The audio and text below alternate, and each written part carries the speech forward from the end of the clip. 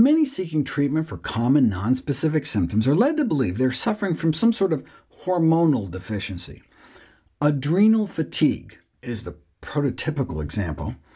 Chiropractic coined in 1998, the invented diagnosis has since been embraced by naturopaths, functional medicine, and anti-aging doctors. But does adrenal fatigue even exist? The alleged condition is said to result from chronic stress, leading to an overuse of the adrenal glands and their eventual functional decline. Symptoms supposedly include fatigue, body aches, sleep issues, and digestive problems, at least according to the websites not so coincidentally selling a suite of supplements to remedy it. It will come as no surprise that the originator of the term sells supplements on his website to treat it for $200 a month. But it may not be an actual medical condition. The symptoms people have are real, but they just may be caused by something else, for example, sleep apnea, or chronic fatigue syndrome, or fibromyalgia.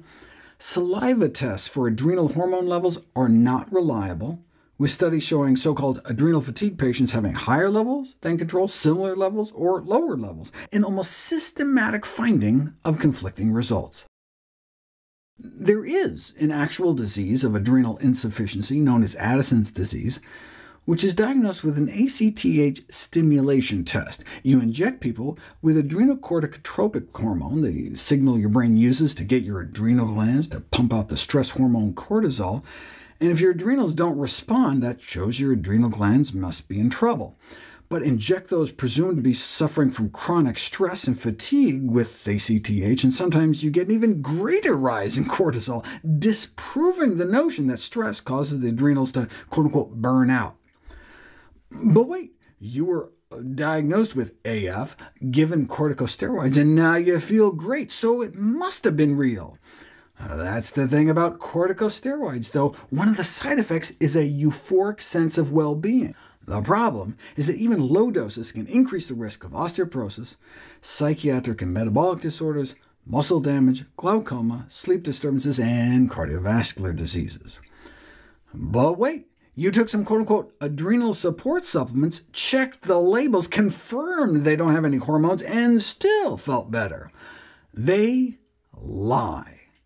Researchers checked the 12 most popular adrenal support supplements, and every single one contained hidden hormones, none of which were declared on the product labels. All contain thyroid hormone, and most a steroid hormone as well, pregnenolone, budesonide, androstenedione, progesterone, cortisone, or cortisol.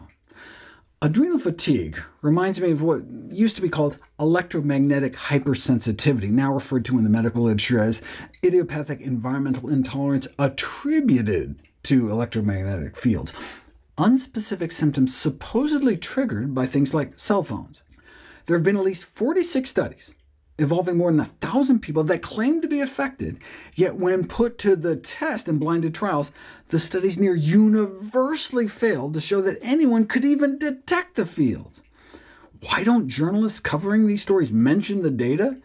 Because there are snake oil salesmen profiting off the perceived condition, selling all manner of so-called protective gadgets that viciously attack anyone even daring to mention the science, accusing them of denying the reality of people's symptoms. But it's arguably the opposite. They're the ones hindering sufferers from getting to the bottom of what's actually causing their symptoms. Similarly, hawking unproven tests and treatments for adrenal fatigue could delay the diagnosis of a real treatable condition.